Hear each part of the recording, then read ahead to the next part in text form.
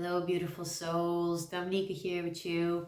And in this video, I'm about to share with you an educational content around generalized anxiety disorder, what it is, and how do we kind of cope with it, how do we recover from it, and some of the tips around how to live with anxiety disorder.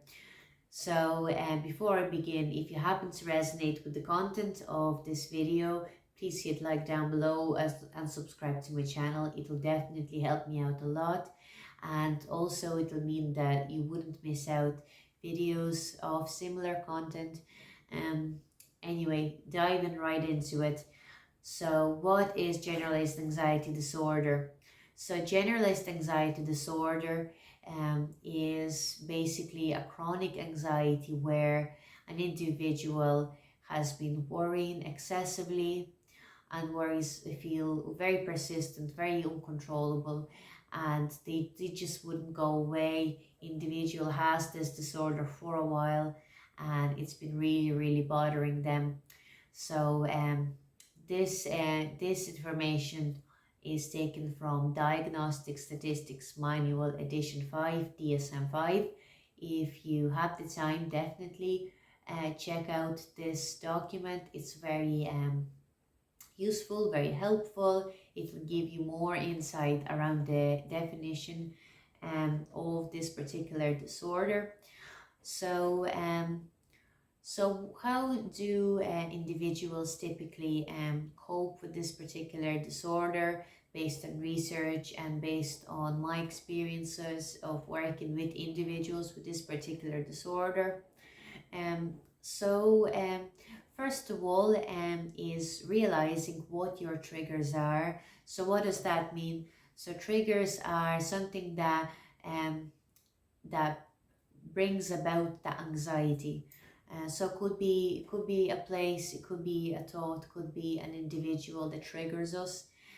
So say for example, if your trigger happens to be heights, so next time that you know you're going to travel and you will visit for example a very high building, like an Eiffel Tower, next time you will be prepared, and at least you will have the time to prepare for the upcoming anxiety around heights.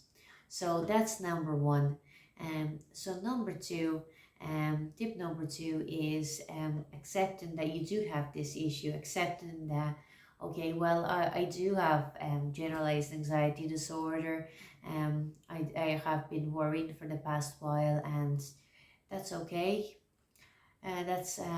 That's okay in a sense that that doesn't make me um, a worse person. It doesn't make me useless. It doesn't make me all these negative things. It just means that I happen to find myself within anxiety when I'm surrounded by certain triggers, or I have been worrying about different things. Especially in generalized anxiety disorder, an individual would worry about um, so many things. So even if you identify heights as being one trigger, there could be many other triggers as well. So accepting that, once you accept that as a part of your life, then it will be so much easier to recover from it. Um, so in a sense, when you welcome the disorder, with feelings of almost like feelings of love, if that makes sense, when you accept it, then from this stance, it's a lot easier to recover from it than from a stance of where you're repelling your own anxiety and denying that you do have an issue.